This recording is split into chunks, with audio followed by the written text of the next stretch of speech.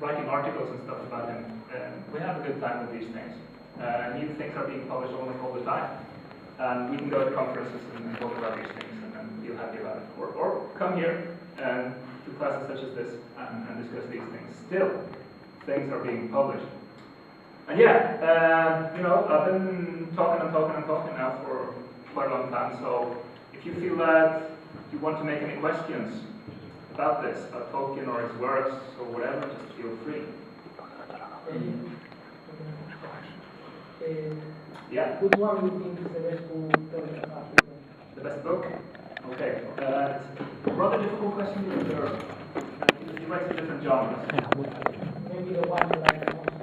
I prefer the Lord of the Rings. It's the most complete of his tales. It's also the longest and there's more space to put in stuff. But it's difficult to compare because you compare it to the Hobbit. It's not really the same genre. Yeah. So for children, The Hobbit is his best book. We wrote other tales as well for children, but it's probably the best one. I prefer The Hobbit because I like more younger literature. So I prefer it. Yeah. Yeah, the films are just very different from the books. How many of you have seen the film? You have? It's just a different version altogether. Yeah. It's got really nothing much to do with it. Not really. Yeah. Right, more questions? Yeah. Can you speak any language invented by Tolkien? Okay. Well, he invented, I can't speak it. No. But some people they specialize in this field of research as well. And there are actually magazines, journals, devoted only to study Tolkien's languages, Tolkien's invented languages. So some people, they spend all their time, studying the grammar, for example, of Elfish, different Elfish languages. Yeah.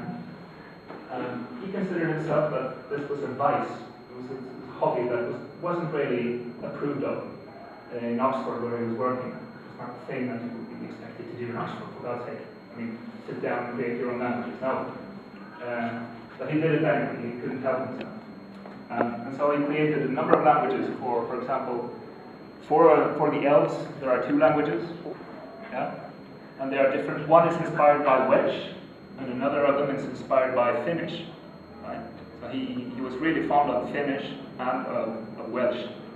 Partly because these 2 languages, they also had a lot of mythological works written in those languages. In Welsh, you have the Mabinogion, which is a collection of myths, Gaelic myths. And in Finnish, you have the Kalevala. The Kalevala is the Scandinavian version of the old myths.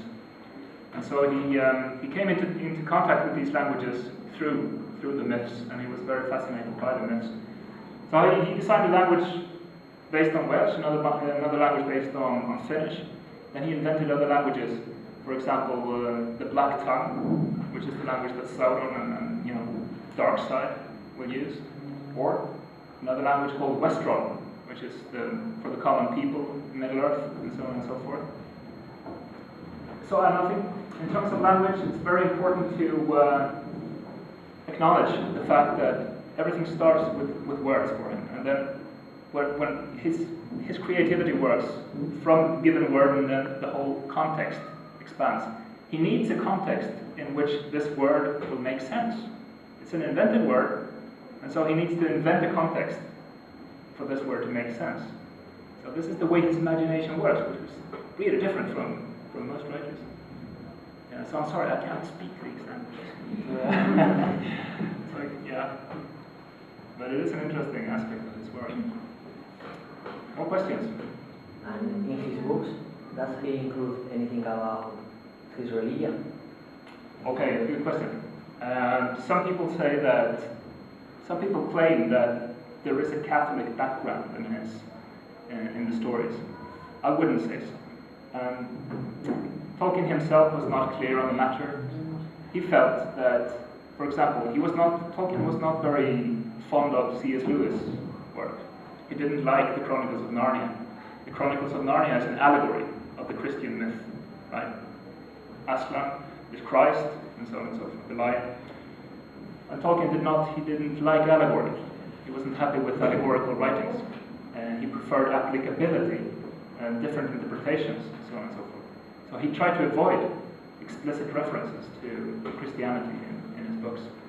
Some people say that, for example, Galadriel is like the Virgin Mary, but hey, I mean, I don't know, it's up to each and everyone to interpret. So Tolkien made it possible for the reader to interpret this in different ways. More questions? Which book of Tolkien would you recommend? To start with, or? Okay. Well, it really does depend on your literary lives. I think, for example, Smith of Wootton Major. This story, the last story here. So if you want to read something which is not very long to begin with, but it has a particular flavor of Tolkien's ideas and his style, this is probably a good story to begin with. And then, you can take it on from there. I would not begin with the Silmarillion, for example. This is a bit more dense. It's not as entertaining, perhaps. I don't know. It depends on your literary likes. But yeah, Smith of Wootton Major would be a good starting point, probably. Or The Hobbit. But it depends on your taste. More stuff. Ika has a question. The Silmarillion is brought to the world, when it is brought to Silmarillion? When he wrote it?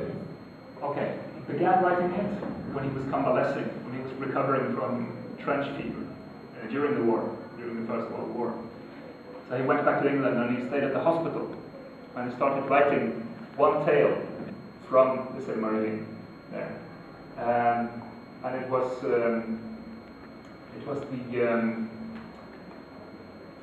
the destruction of Gondolin, which is part of the Silmarillion. This was the first thing that he wrote about his invented world.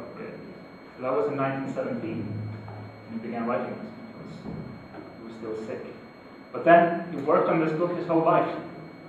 He worked on it and he reworked it and he changed the stories a little bit and he wrote new stories. So all the way up until 1973 when he dies, he's working on this book.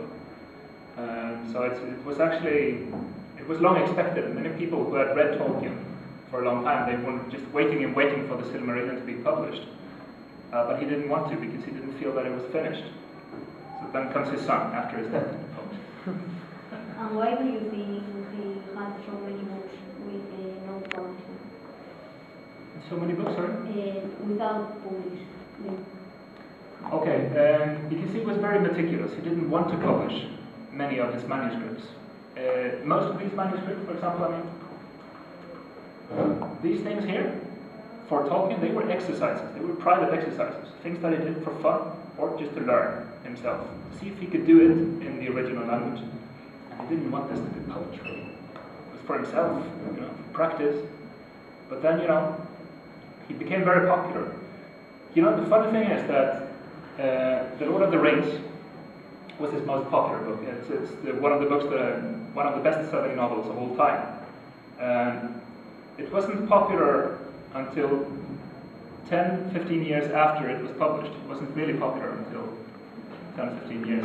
And it became popular in the United States, not in England to begin with. And it was in the late 60s, late 1960s. This became a cult classic, a book that students would read at different university campuses in the United States, right? And there was a bit of a controversy regarding this as well, because the first edition that was published in America was a pirate edition. It was illegal. It was just a publisher that decided to publish it without permission and sold, hundreds and thousands of copies. And there was a lawsuit, and it was published properly by an authorized publisher afterwards.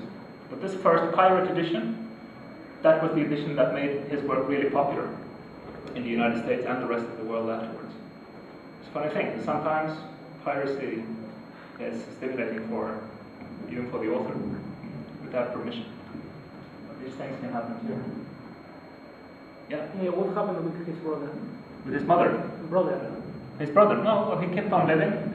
He had a long life, but he worked at a farm. He was not intellectual at all. He was not interested in languages, he was not interested in that kind of stuff, so he kept a farm on the countryside in England. So it led a very quiet life.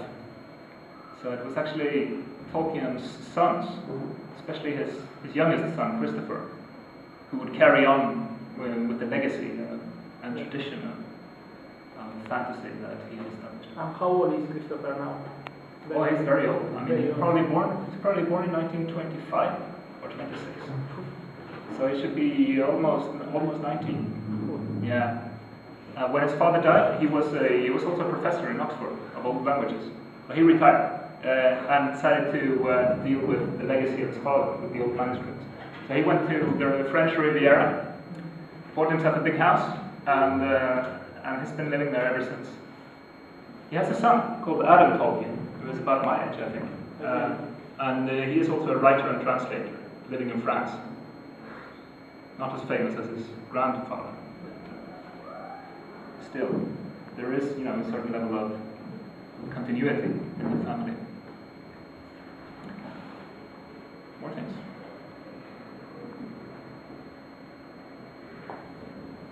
Czy pani Krzysztofer to mówili z book of Tolkien? Yeah, I mean, the next book will be the Beowulf translation. This is it will be published next month, and hopefully it will be translated into Spanish. I don't know. Maybe I will do part of that translation. I'm not sure yet. If so, it's probably out next year. And this is the. I mean, this Beowulf is a good story. I mean, it can be read just for the sake of Beowulf, not because it's Tolkien's translation, but it's really an entertaining story as well. So, if you want to have an introduction to the old epic works, this is actually a good piece. Translate into modern English or Spanish. Yeah.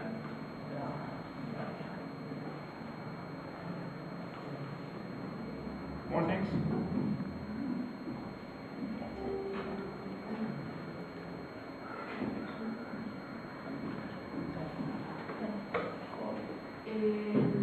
What are Tolkien won to the prize, the one prize or Prizes.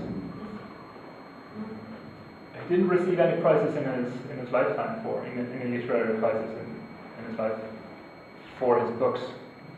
Well, he did receive some recognitions, but it was more like that he had the honor of going to a university in Edinburgh to deliver a speech about fairy stories. For example, in 1939, this essay that he wrote about fantasy literature on fairy stories, he was invited to go to St. Andrews in Scotland and to deliver this lecture on fairy stories there. So this was an honor, but I mean, he didn't win any prize. He was nominated for the Nobel Prize in the 50s or 60s, I don't remember. And he was nominated by his friend C.S. Lewis, but he didn't win it. He didn't win this prize. The jury said that it wasn't sufficiently profound. Now, the funny thing with Tolkien also is that his literature has tended to be regarded as entertainment only, escapism, something pretty light, something not very deep. And there is, a fair bit of prejudice against his literature on behalf of scholarly community, on behalf of scholars and literary critics, and so on and so forth. And partly the reason for this is that it was not at all fashionable to write these things after the Second World War. So the fashion in England at this time was to write, stories of society, dealing with English society in the 1950s, and so on and so forth. And so he rejected many of the traditions that were fashionable in England at that time. So, providing a different kind of literature that was not appreciated by the mainstream critics of this period. So, yeah. Do you know where did the idea of the ring come from? The idea of? Of the ring. Of the ring? Yeah. Actually, it's, he didn't plan to use the ring in this way. So when he writes The Hobbit, this is the first time that the ring appears. Yeah. And when he writes this, he has no idea that this will turn into the ring of power. He had no idea. And as he began writing The Lord of the Rings, he slowly and little by little came to think of the ring as a possibility for being a symbol of power, and so on and so forth. So it was something that he discovered as he was writing The Lord of the Rings. Really. He discovered many things in that. And he tried to connect the different stories, the different threads to each other here at this time. Some people say that it's reminiscent of Wagner, the German composer. The Nibelungenlied is an old sort of Germanic epic tale, and Wagner, the composer, he wrote a long work on the ring. But Tolkien always denied that there was any connection between them. Yeah. Many people have interpreted the ring as other things as well. For example, some people felt that it was like the atomic bomb. The ring was the atomic bomb, the orcs were Germans, and so on and so forth. Tolkien had to write in 1963, he writes a new preface to The Lord of the Rings saying that no, just forget about this. It's nothing to do with Wagner, nothing to do with the Second World War, with Hitler, no, nothing at all. I don't know. What do you think it symbolizes? I don't know. It's just a tool he uses to develop the story. Mm-hmm. I don't know. I thought it was all about the ring, like he had the idea of the ring and then he developed the rest. No, it was actually not like that from the start. Yeah. Right. If you look at when people wear the ring, you put the ring on your finger and you have it for some time. Little by little, you become more and more corrupt. Right. So it's an influence. The ring brings you power. Power and invisibility is only one thing, but also, if you look at the people who have been using the ring, they have become powerful. But they also become shadows of themselves. They disappear little by little. Their substance sort of grows weaker. So, I think Tolkien would not say. Personally, I feel that it's related to the corruption of power.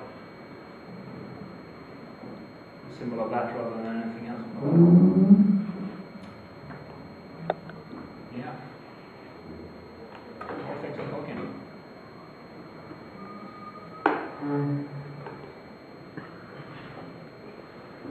Other Tolkien is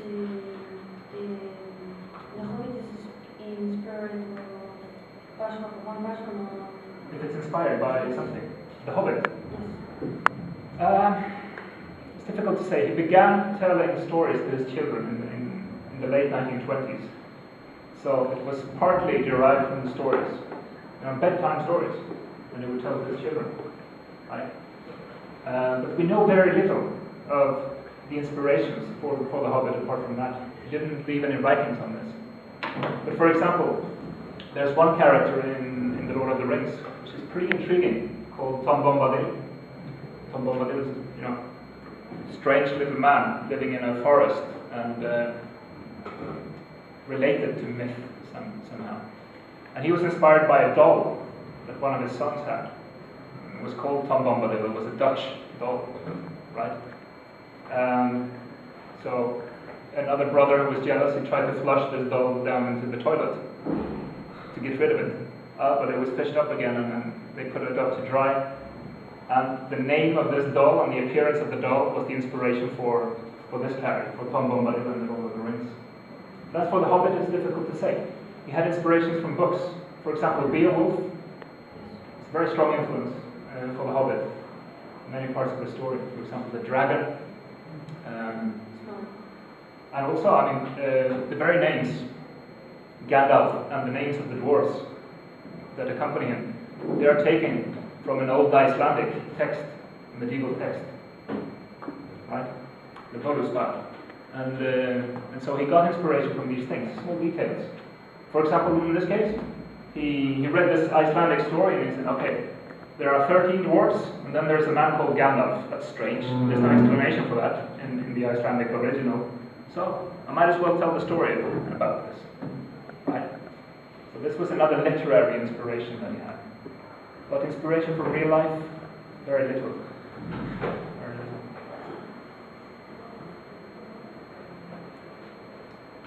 Yeah. He invented so many places and names that I got a dictionary like this with all the. Yeah. Right. Yeah. It's a big world.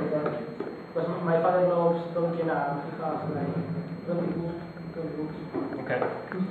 You haven't read them? No. No.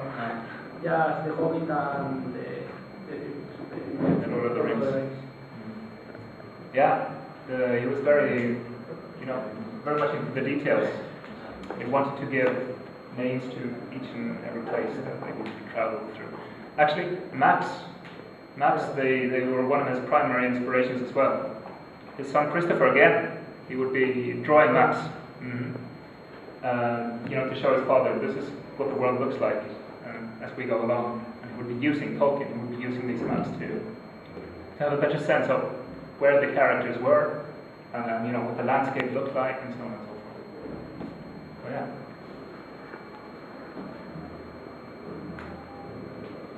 Anything else? Why do you think he wrote about fiction books and not other topic? Fantasy. Yes. Fantasy. Yeah, it's a good question. It's a good question. He, ever since he was a child, he was very inspired by fairy tales. Right?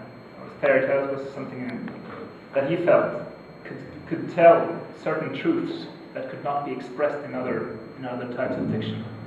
So this was what he was trying to explain on fairy tales in this essay. He's trying to say here that you go back to the Grimm's tales, for example, the tales of the Brothers Grimm.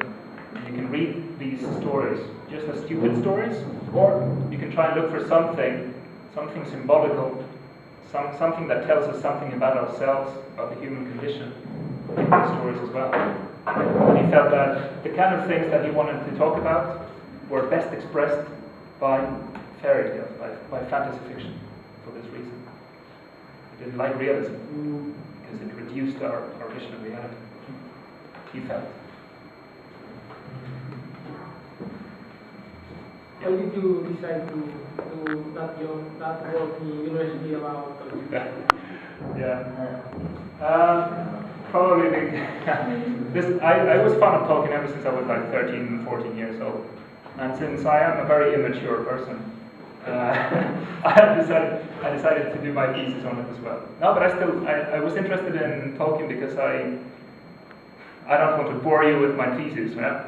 But what I wanted to study was in particular how the different traditions interacted, the different literary traditions in the world, like the old epic tradition and the novel tradition, the medieval romance, and so on and so forth. Exciting, yeah? This is the kind of stuff that I wanted to look at in the thesis, right? So I wrote about it for that reason. Genres, literary genres. Yeah. It's been great fun. I mean, you can go to conferences and in the US, and you will find people sitting around with pipes in their mouths, dressed up like Tolkien, or like the characters from his stories. So there's a certain level of freakishness in this community as well. It can be great fun.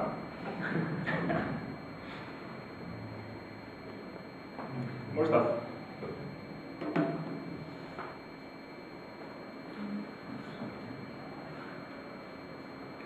No? You're up to here now, yeah? Right? Ready to finish?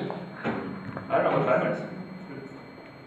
Time's up? 10 minutes. Yeah? 10 minutes. Okay. So if you want to, we can just leave it here. And Yeah. don't have any more questions? Okay. Well, thanks very much for having me. It's a pleasure coming.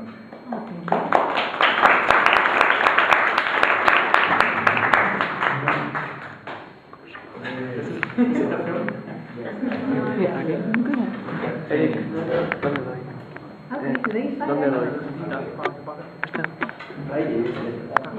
It's your turn to choose the song. Yes. Yeah, it's Happy Friday. We celebrate it. So